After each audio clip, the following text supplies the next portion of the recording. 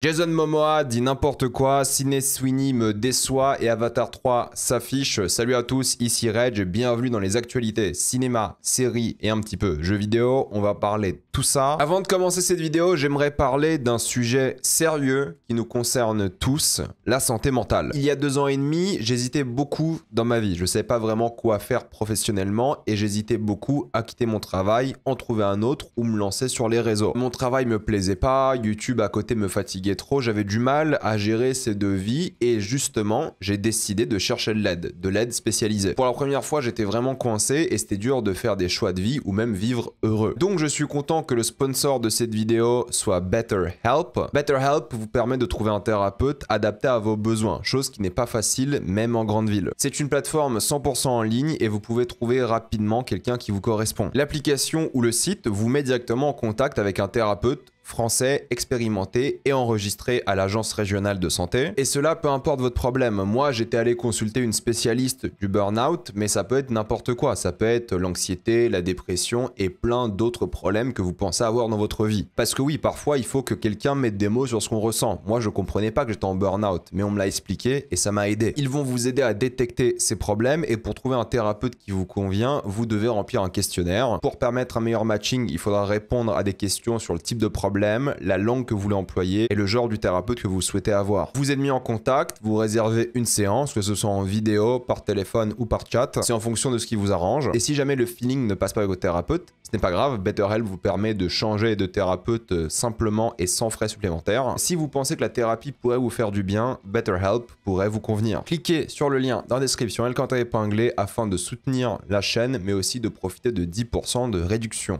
Foncez sur l'offre. J'ai envie de parler du décès d'Ozzy Osbourne qui est extrêmement influent pour la chaîne et pour ma vie de cinéphile parce que oui, vous écoutez sa musique à chaque fois que vous regardez une critique sur cette chaîne, c'est lui la musique de l'intro. D'ailleurs, c'est lui qui m'a introduit au Marvel Cinematic Universe parce que j'adorais sa chanson Iron Man et quelqu'un en 2008 m'a dit du coup « Ah, tu devrais regarder Iron Man ». Et c'est comme ça que j'ai découvert en réalité Iron Man. C'est évidemment aussi là qu'est la chanson à la fin du film, sa fameuse mélodie. Donc moi je l'ai prise en intro parce que j'adore, je suis un énorme fan. Donc ça m'a rendu un peu triste de voir cet homme partir, mais au moins il est parti après son dernier show, ce qui est quand même assez métal. Mine de rien, son impact sur la musique est absolument colossal, hein, ça fait partie de ses légendes. Mais après, soyons honnêtes, on n'est pas étonné qu'il soit décédé. Oui, il était sobre visiblement depuis des années et il se battait contre Parkinson. Mais vu la vie qu'il avait, le nombre de drogues et la quantité d'alcool qu'il a consommé, on s'attendait tous à ce qu'il passe bien plus tôt. Mais c'est la maladie qui l'a évidemment emporté. Bon, je dis ça un peu en rigolant parce que voilà, je pense que c'est le genre de mec qui se prenait pas trop au sérieux, qui était un peu fou. Quand vous regardez des documentaires sur lui, il est un peu barré, mais il était passionné, c'était un vrai artiste et il a un impact, je vais le dire, hein, légendaire sur le monde de la musique qui a changé à tout jamais grâce à lui aussi, le monde du cinéma aussi. Il y a beaucoup de chansons de Black Sabbath par exemple qui passent dans énormément de films et de séries, donc l'impact est colossal. Repose en paix, le prince des ténèbres, tu vas nous manquer, mais on va continuer à écouter ta musique parce que tu étais légendaire et de toute façon vous l'écoutez pour ceux qui suivent la chaîne depuis 12 ans déjà en intro de chaque critique, donc juste pour ça j'espère pouvoir garder cette musique même en hommage aujourd'hui parce que la musique est dingue en plus de ça. Ensuite un autre décès qui est survenu, c'est Hulk Hogan. Là ça sera l'inverse du discours, désolé hein, mais moi les racistes je vais pas les pleurer lorsqu'ils vont mourir. Énorme raciste, tout le monde le sait, énormément de controverses, peut-être il a changé le monde du catch pour toujours, moi je m'en fous du catch, moi c'est le côté raciste qui m'intéresse.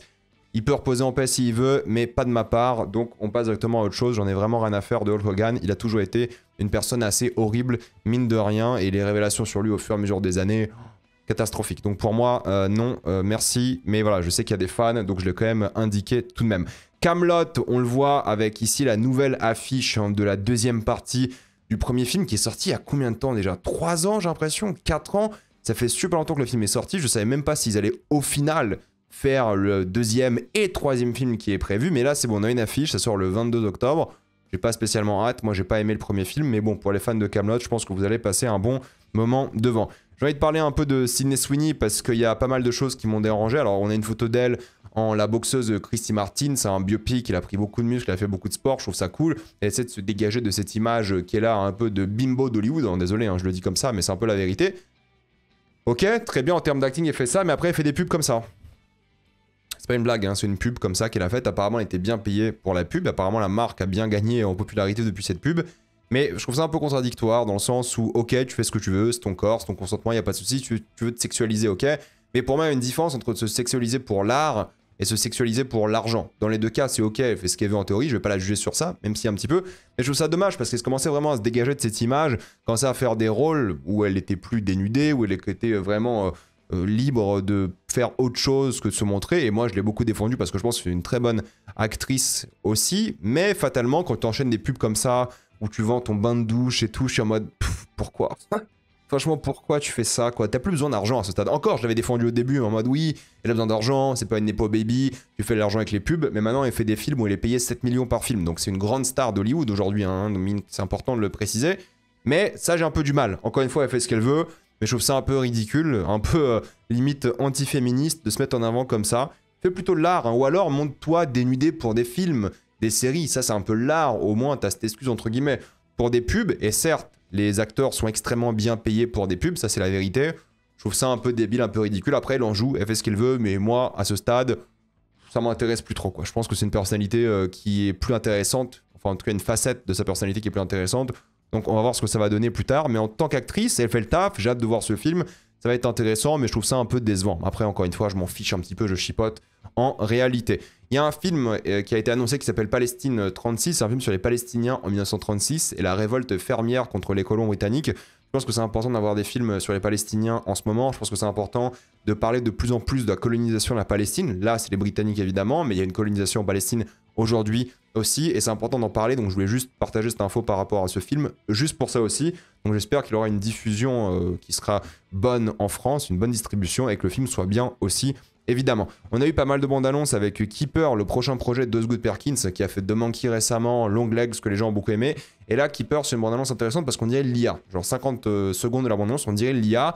Donc ça met un peu mal à l'aise. Je sais pas si c'est le but d'avoir une bande annonce qui ressemble à de l'IA comme ça, mais chaque plan, on dirait l'IA et ça m'a un peu perturbé. Visiblement, c'est pas l'IA, d'après ce que j'ai lu sur internet, mais c'est perturbant parce que du coup, il y a un style IA qui a été un peu créé et toutes ces images-là, on dirait vraiment ça. Donc ça met mal à l'aise, il y a un côté Uncanny Valley qui est peut-être le but recherché. Ça m'intéresse, moi je suis pas un grand fan de Good Perkins, mais pourquoi pas, je suis toujours curieux de ce que le mec fait et vu qu'il sort un film par an, pourquoi pas, ça peut être pas mal. On a aussi la bande-annonce de Good Fortune qui s'est montrée encore une fois un peu plus. C'est un film où Keanu Reeves a un ange, une sorte d'ange au rabais qui aide un peu des losers à avoir une meilleure vie. C'est une comédie hein, d'Aziz. Bon, pourquoi pas, ça n'a pas l'air dingue, mais ça peut être sympa à regarder à la maison pendant 1h30. Paramount a signé un contrat de folie avec South Park et l'histoire est plus intéressante que prévu. Parce que du coup, Paramount se battait avec HBO pour avoir les droits de South Park. Là, ils ont payé 1,5 milliard South Park pour avoir l'émission pendant 50 nouveaux épisodes minimum et 5 ans. Et ce qui est intéressant, c'est que en général, South Park, c'est pas qu'ils évitaient de parler de politique et de Trump, mais ça les saoulait. Ils l'ont dit il y a quelques années, je me rappelle, j'en avais parlé en actualité, ils ont dit, bon, nous, Trump, on a tout fait sur lui, ça nous saoule. Mais là, ils ont recommencé à parler de Trump. Et pourquoi? Parce que grosso modo, je vais un peu caricaturer et faire très simple. Trump a porté plainte contre la Paramount. Et en même temps, la Paramount essaie de faire un merger, donc de s'unir avec Skydance. Sauf que pour que le merger soit accepté, il faut que le gouvernement américain l'accepte. Et vu que Trump a porté plainte et que le gouvernement américain est clairement contre la Paramount en ce moment, la Paramount essaie de ne pas avoir trop de problèmes avec le gouvernement pour que ce merger se passe bien et que ça avance convenablement. Sauf que dans ce merger, ces négociations, tout ce bordel-là, ils ont beaucoup mis de côté les créateurs de South Park. Ils les ont beaucoup, pas insultés physiquement ou quoi, mais ils n'ont pas été bien traités, d'après eux. Et là, pour se venger un petit peu, on a l'impression que là, South Park, ils sont à fond anti-Trump. Non pas pour faire chier Trump, c'est ce que j'ai vu en ligne, hein, cette théorie, non pas pour faire chier Trump directement, mais pour faire chier la Paramount. Parce que du coup, la Paramount est en galère avec Trump en ce moment. Donc s'il est en galère et en même temps, elle achète South Park pour 1,5 milliard, qui est un achat colossal, et en même temps, il critique constamment Trump, chose qui n'arrivait pas depuis des années sur South Park, c'est intéressant. Donc ils font chier Paramount pendant un moment décisif, et en même temps, ils font peut-être un peu chier Trump aussi. Je trouve ça intéressant, j'ai hâte de voir ce que ça va donner, si Trump va réagir, mais c'est curieux et un moment assez unique dans l'audiovisuel américain, à voir ce que ça va donner dans quelques semaines, mois. Mais bon, en tout cas, South Park a été renouvelé pour plein d'épisodes et ils ont pris un chèque colossal de 1,5 milliard. C'est quand même assez énorme. Dust Bunny se montre ici une première image avec du coup le film de Brian Fuller. Brian Fuller, c'était le showrunner d'Hannibal. Et donc, Mads Mikkelsen est de retour. J'ai hâte de voir ce que ça va donner. Ce projet, ça a l'air déjà intéressant avec cette image. J'ai hâte de voir la bande-annonce qui devrait pas tarder. Mais bon, créateur d'Hannibal, Mads Mikkelsen, moi, ça m'intéresse clairement. Si on parle de projet qui m'intéresse, il y a Luca Guadagnino qui est en train de faire un film sur Sam Altman, interprété par Andrew Garfield. Donc c'est le créateur d'OpenAI et donc de ChatGPT, pour faire simple. Et on a appris que le casting de Elon Musk est arrivé avec Ike Barinholtz, je crois qu'on dit ça comme ça, qui jouait d'ailleurs dans The Studio. Il était excellent dans The Studio. Si vous n'avez pas vu The Studio sur Apple, c'est vraiment très très bien. Mais c'est lui qui va jouer Elon Musk et je vois déjà la ressemblance et je pense qu'il peut carrément le faire vu comment il joue dans The Studio. Mais j'ai l'impression que lui, Luca Guadagnino, il a vraiment envie de faire son social network, mais sur l'IA. Et je pense que l'IA est un tournant majeur dans la société. Avec le Covid et les réseaux sociaux, pour moi, c'est ces 3 grands tournants majeurs aujourd'hui, ces 15-20 dernières années. Donc très hâte de voir ce projet et ce que ça va donner. De toute façon, j'aime beaucoup Luca Guadagnino. En termes de box-office, je voulais faire un point sur Mission Impossible, qui n'est même pas arrivé au final à 600 millions dans le monde. Budget de 400 millions, donc énorme four, énorme flop. De toute façon, il fallait 1 milliard pour rentabiliser au minimum. Là, 600 millions, c'est pas mal pour la franchise. Mais vu le budget, c'est pas suffisant. Et je pense pas qu'on aura de nouveaux Missions Impossibles. À voir ce que ça va donner. Je serais très curieux de voir les vraies finances du film, mais pour moi, c'est un flop aujourd'hui. À voir aussi si Tom Cruise veut continuer, si la Paramount veut continuer et tout, parce que bon, c'est des films qui marchent plus aujourd'hui, vu les budgets énormes. Mais en tout cas, il nous a fait croquer une dernière fois, et ça fait plaisir, même si je n'étais pas un grand fan du projet. Et certains, Lame Chauve est un énorme flop aussi, 10 millions de budget pour le coup, pour 110 000 entrées. En une semaine, ça c'est catastrophique, mais bon, les influenceurs vont moins en parler. On se demande pourquoi, alors que le grand déplacement, ça gueulait beaucoup, pour le coup, n'est-ce pas? Ted Lasso saison 4 a montré sa première image. Oui, vous savez, la série est en plein tournage. En même temps, il devrait sortir début 2026. Et pour rappel, Ted Lasso va revenir pour entraîner une équipe féminine.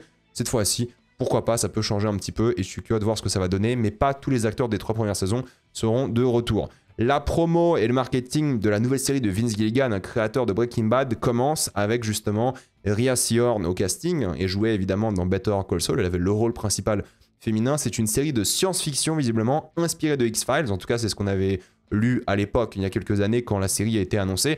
Ça fait longtemps que la série est annoncée, ça fait des années et des années qu'on devait la voir. Mais voilà, elle va sortir enfin, peut-être cette année, qui sait. Mais je m'attends à ce que ce soit le gros phénomène Apple, parce que quand même Vince Gilligan, c'est devenu une sorte de légende dans le monde de la série télé, parce que quand même Breaking Bad, il a rien fait depuis. Enfin, il a fait Better Call Saul, il n'était pas tout seul. Là, visiblement, il est tout seul, peut-être. Mais ça peut être un gros monument série télé pour Apple. Ils n'ont pas encore ce gros choc Apple en série télé. Et si ça, c'est le gros truc, ça peut être génial. De toute façon, Vince Gilligan est incroyable. Rhea Seehorn est une actrice formidable. Donc j'ai très hâte de voir la bande-annonce, voir à quoi ça va ressembler déjà. Mais pour moi, ça sera le blockbuster de Apple. Et Vince Gilligan, on a hâte évidemment aussi. Shrinking saison 3 a fini son tournage. Donc la série va bel et bien sortir normalement début d'année prochaine. Moi, j'aime bien Shrinking. Pourquoi pas. On a aussi la date de sortie de 2 séries Apple. On a The Savant, qui est une série qui sort le 26 septembre avec Jessica Chastain, qui va infiltrer des groupes extrémistes en ligne afin de déjouer des attaques terroristes. Ça peut être super intéressant, un thriller psychologique. Et on a aussi The Last Frontier, qui sera visiblement une série télé qui sort le 10 octobre, qui va parler de prisonniers qui s'échappent d'un avion suite à un crash.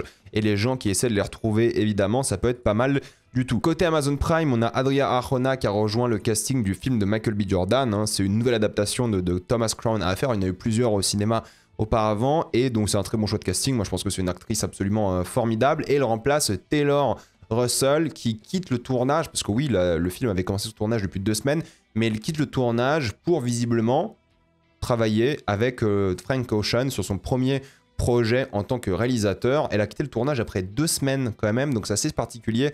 Visiblement la raison, c'est différences créatives. Bon, je suis pas sûr que ça colle ou ça marche, mais peu importe. En tout cas, elle va jouer dans le prochain Frank Ocean et elle a été remplacée dans le projet. Mass Effect, la série qui est prévue évidemment, pour rappel, elle est prévue depuis des années maintenant, mais là, normalement, le tournage devrait commencer l'année prochaine. Ça sera la même équipe de production que Fallout, donc ça avance, ça va se faire. Je suis très curieux de savoir quel angle va prendre la série, parce que moi j'adore Mass Effect, c'est ma trilogie de jeux vidéo préférée de tous les temps, mais il y a tellement de choses à raconter. J'espère que c'est pas juste une adaptation de l'histoire de Shepard, il y a tellement de choses à faire, comme le premier contact et plein de trucs. Bref, on va voir, et vu que c'est une série, pour moi il y aura moins d'action et plus de politique, ce qui peut être intéressant aussi, mine de rien. Quelques actus Netflix avec le Frankenstein de Del Toro qui va durer 2h29. Sortez-le en salle. Sortez-le en salle. Moi, j'irai en Belgique, parce qu'en Belgique, il sera diffusé en salle. Moi, j'irai en Belgique pour le voir. C'est une évidence. Je vais pas mater ça sur Netflix. Del Toro à la télé, c'est hors de question. J'irai en salle. Donc, j'ai hâte de voir ce que ça va donner. Ça sort en novembre pour l'instant. Et on a Mercredi saison 3 qui a été donc annoncée. La série a été renouvelée. Voilà, Jenna Ortega va passer sa vie en Roumanie. C'est comme ça, mais visiblement, ils sont confiants. Et ils ont réussi à la motiver, encore une fois, pour une nouvelle saison. Côté Disney, on a Predator Badlands qui s'est montré dans une bande-annonce. Et il y a plein de choses que j'aime bien. Le côté humain du Predator est plutôt cool. Alors oui, c'est bien parce qu'il y a une prothèse dessus et que c'est un vrai humain qui est dans le costume, mais je trouve ça plutôt cool. J'aime bien le mélange, on dirait presque un hybride humain Predator. Je suis moins fan de la planète parce que du coup le concept c'est qu'il y a un Predator qui, j'imagine, est exilé, où il doit faire une sorte de défi pour survivre sur cette planète et toute la planète est contre lui, c'est une planète sauvage, Badlands, et la planète semble un peu humaine, naturelle, il y a quelques créatures et tout, mais elle semble un peu banale, j'aurais aimé un peu plus de folie, donc peut-être... voilà, les folies seront réservées pour la salle de cinéma. Mais j'aime bien le côté championnat, survie, ça peut être très cool. J'aime bien aussi l'idée du robot Elle Fanning qui est attaché à ce Predator sur son dos, comme ça, en mode Chewbacca, C3PO de l'Empire contre-attaque. Je pense que c'est une plutôt bonne idée. Il y a plein de choses que j'aime bien, mine de rien. Je pense que ça peut être très fun, divertissant, sans être un grand film. Mais bon, Dan Trachtenberg qui a fait Prey, qui a fait le film d'animation Killers of Killers récemment, il a fait un bon travail sur ses projets. Moi, je suis quasiment sûr, hein, je vous le dis tout de suite, hein, qu'un xénomorphe sera dans le film. Ou en easter egg, ou en caméo, mais pour moi, il y a 100% un xénomorphe dans le film. On verra, hein, vous me tenez au courant si j'ai dit n'importe quoi. Rappelez-vous de cette vidéo lorsque je ferai ma critique de Badlands. Mais à la base, j'avoue, l'idée me chauffait pas des masses. Mais maintenant, la bande-annonce, je suis un peu chaud de me dire, voilà, une série B sympathique, fun. Ça peut être très très bien aussi pour ce que c'est. En réalité, Spider-Man Brand New Day va commencer son tournage en août. Et oui, le film sortira normalement toujours en juillet. À voir, mais moi je pense qu'ils vont le décaler. Mais bon, on est parti pour 4-5 mois de tournage et 6 mois de post-prod. Bon, c'est toujours un peu court hein, pour ce genre de film, mais visiblement c'est encore prévu pour juillet. Supergirl hein, a été annoncé comme un film fondamentalement différent de Superman, une version bien plus rock'n'roll, et je pense que le marketing va jouer sur ça. Ce n'est pas Superman, c'est un film complètement différent, un peu plus punk, et j'ai hâte de voir ça. D'ailleurs, la scénariste Anna Nogueira, j'imagine on dit, sera aussi la scénariste de Wonder Woman. Oui, le projet, ils ont envie de le faire assez rapidement, ils ont envie d'avancer dessus rapidement, et elle a écrit donc Supergirl et elle travaille aussi sur le projet Teen Titans chez DC. Pourquoi pas, ça peut être intéressant si ils sont confiants par rapport à cette scénariste parce qu'ils sont confiants en Supergirl, ça peut être bien aussi, mais moi c'est plus le réalisateur qui m'intéresse concernant le projet, même si évidemment la scénariste c'est très important. Booster Gold aussi, la série avance, ils sont très confiants visiblement aussi, ils ont trouvé un showrunner, ce sera le showrunner de Our Flag Means Death, qui est une série que j'avais beaucoup aimée lors de sa première saison, un peu moins la deuxième saison, mais je pense que c'est voilà, une série de comédies qu'ils ont envie de faire ici, et du coup c'est un bon showrunner pour ça. Evil Dead Burn du français Sébastien Vanitschek en réalisation a commencé son tournage pour une sortie aussi l'année prochaine. Moi ça me chauffe comme projet, j'ai aimé je pense que tous les Evil Dead honnêtement, donc oui, je pense que ça peut être bien. Oui, je les ai tous aimés les Evil Dead, pas tous parfaits mais je les ai tous aimés. Donc j'ai hâte aussi de voir ce que va donner ce projet avec la French Touch. On verra bien, pour rappel, c'est le réalisateur de Vermine. On a eu encore une bande-annonce de One Battle After Another et j'aime beaucoup, évidemment, parce que c'est le gros blockbuster de Paul Thomas Anderson. Il y aura même une collab Fortnite. Apparemment, il y a une vibe politique, révolutionnaire, terroriste. Et il a l'air moins fou dans cette bande-annonce, le personnage de DiCaprio. Donc ça peut être intéressant parce que je m'attendais vraiment à ce qu'il fasse le fou tout le long du film, mais ça n'a pas l'air d'être le cas. Et ils ont beaucoup plus mis en avant le côté féminin, cette fois-ci avec 3 femmes différentes qui jouent du coup des rôles qui ont l'air intéressants. Et le focus était plus sur elles. Donc je pense que ça peut être un bon projet. De toute façon, Paul Thomas Anderson n'a jamais déçu. Allez, peut-être un peu Inherent Vice qui n'était pas parfait, mais de toute façon, le mec a une filmographie de dingue. Donc j'ai hâte de voir aussi ce projet le 23 ou 24 septembre en France, si je dis pas de bêtises. Et la bande-annonce m'a convaincu, de toute façon j'étais déjà convaincu juste parce que Paul Thomas Anderson, mais a donné un point de vue un peu différent qui est pas mal d'après moi. Hans Zimmer va faire la musique de la 3e saison d'Euphoria. C'est un peu une dinguerie ça si on réfléchit bien, mais oui, c'est très très bien, c'est très cool. Moi j'ai hâte, hein, j'aime beaucoup Euphoria, j'aime beaucoup Hans Zimmer, donc évidemment on est hypé par cette nouvelle. Côté jeux vidéo, il y a des choses assez étonnantes avec Hellraiser Revival qui a été annoncé. Alors je vous préviens tout de suite, la bande-annonce est méga trash, genre il y a des choses horribles. Alors c'est quoi, c'est une perte de sang, ça va, mais après il y a des démembrements, des trucs vraiment horribles à la Hellraiser. Moi j'avoue que j'ai pas vu tous les films, faudrait que je me les fasse, mais grosso modo c'est Saber Interactive qui s'en occupe, c'est les développeurs derrière Space Marine 2 par exemple, et le prochain jeu Jurassic Park d'horreur. Mais ce qui est intéressant, c'est que c'est Doug Bradley qui sera de retour, et oui. C'est ça qui va être fun, c'est qu'il va reprendre son rôle iconique de la saga. Donc ça, je pense que c'est bien. Et j'ai hâte de voir plus de gameplay. Parce que ça m'a donné pas mal envie en réalité. Ghost of Yotei aura une durée de vie de 25 heures pour la quête principale et 45-50 heures avec les quêtes secondaires. Je pense que c'est bien. C'est la durée nécessaire pour ce genre de jeu. Il ne faut pas trop pousser et tout. Donc oui, je pense que ça peut être vraiment intéressant. Et bien, j'ai hâte de voir ce que va donner le jeu et les premières critiques. Outer Worlds 2 ne va pas au final coûter 80 € ou dollars, mais bel et bien 70. Xbox sont pas confiants d'augmenter les prix pour l'instant et je pense que c'est une bonne chose, c'est cool. De toute façon, je sais pas si le jeu aurait mérité ça vu que le premier apparemment n'était pas terrible. On a eu la bande-annonce aussi pendant que je faisais le montage qui a été annoncé de Battlefield 6. Bon, il y a une vibe un peu solo, plutôt histoire narrative dans la bande-annonce, avec une vibe aussi multijoueur.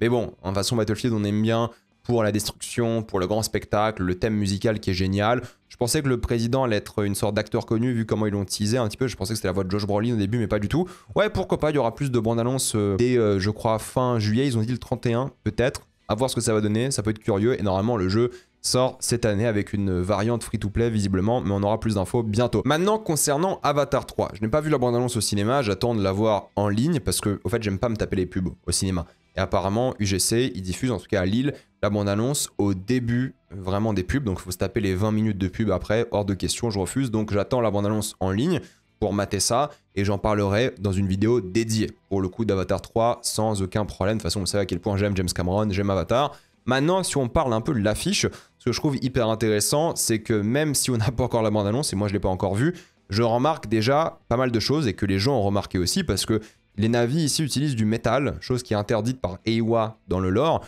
Et surtout, c'est vrai qu'ils ont des cicatrices, ces navis-là, au niveau de la bioluminescence. Donc, ils se sont carrément fait des cicatrices pour enlever la lumière de Eywa. Et je trouve ça assez intéressant parce qu'on a le droit, j'imagine, à des hérétiques dans cette œuvre. Et ça peut être hyper intéressant à voir ce que ça va donner. De toute façon, moi, j'aime beaucoup James Cameron, j'adore Avatar. Donc, je suis prêt à replonger dans cet univers, dans cette œuvre. Parce que franchement, pour moi, c'est à chaque fois un énorme kiff. Donc on en parlera la bande-annonce en détail lorsqu'elle sortira bientôt. Normalement elle sort ou en fin de semaine ou début de semaine prochaine, mais je me garde un slot de vidéo pour en parler sans problème. On a aussi eu la bande-annonce, alors ça c'est assez particulier, la bande-annonce du livre que va adapter James Cameron. Donc ça s'appelle Ghost of Hiroshima. C'est l'histoire de l'homme qui a survécu les 2 bombes atomiques, Hiroshima et Nagasaki, et ça va parler de ça. Le livre sort le 5 août. Il sera donc adapté par Cameron bientôt. Moi, je pense que Cameron, là, il veut faire une pause. Avatar, il adore, hein, c'est son bébé, c'est son projet, mais il veut faire une pause entre genre Avatar 3 et 4. Et moi, Ghost of Hiroshima, je pense que le tournage va commencer bientôt. Mine de rien, je pense que le script est déjà prêt et qu'il va le tourner assez rapidement. Il va faire un film, évidemment, qui va parler de la bombe nucléaire. Il va montrer, visiblement, d'après lui, les explosions, comme ferait par exemple Spielberg avec la liste de Schindler et Sauver le soldat Ryan, hein, c'est lui qui a dit ça, hein, James Cameron. Donc moi, ça m'intéresse du point de vue technique, ça m'intéresse du point de vue visuel, ça a l'air vraiment génial, grandiose. Et la bande-annonce du livre, pour le coup, la musique est de Hans Zimmer et la narration de Martin Sheen. Il a rencontré, James Cameron, dans la vraie vie, l'homme qui a vraiment survécu les 2 explosions. Donc j'ai très hâte de voir ça et c'est cool de voir un autre projet de Cameron qui n'est pas Avatar. Parce que ça, c'est pas un projet qui va sortir en 2034-35. Ça, pour moi, il sort avant Avatar 4 parce qu'il aura le temps, j'imagine, de faire un autre projet. De toute façon, Avatar 4, le tournage est fini. Avatar 5, le tournage va commencer bien plus tard, je pense. Bon, je pense qu'il peut faire un film qui sera pas à aussi grande échelle, j'imagine, qu'un Avatar. Ça peut le faire. On verra ce que ça va donner. Mais moi, je pense sincèrement qu'il va le faire avant Avatar 4. Mais on aura plus d'infos bientôt. Je pense sincèrement qu'il veut faire autre chose. Je vous l'avais dit, il écrit aussi l'adaptation d'un livre de fantasy. Donc, je pense qu'il veut s'écarter un peu d'Avatar. Et il va déléguer ou le 4 ou le 5 ou après. Mais je pense que là, il a envie de faire d'autres projets et j'ai hâte parce que de toute façon, on adore James Cameron, on adore tous ses projets. Donc, je suis hyper curieux de voir dans quelle direction il va aller. Maintenant, j'ai envie de parler un peu de Jason Momoa. Vous savez, son fils va jouer dans Dune 3. Et il a dit que son fils n'est pas un Nepo Baby. Il a dit que son fils a réussi à être dans Dune 3 tout seul. Permettez-moi d'hésiter un petit peu. Parce que j'ai envie de dire que c'est un menteur. Et je pense que c'est un menteur.